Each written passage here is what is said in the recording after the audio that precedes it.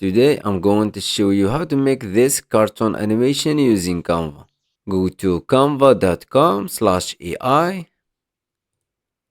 and let's choose image. Let's type, for example, walking cartoon man. Click submit. Let's choose any one. Let's choose this one, for example, and click edit and go to edit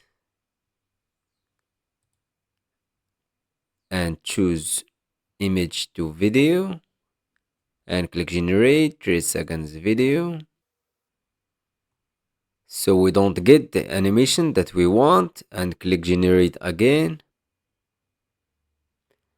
And now we get the walking animation. Click add video to design.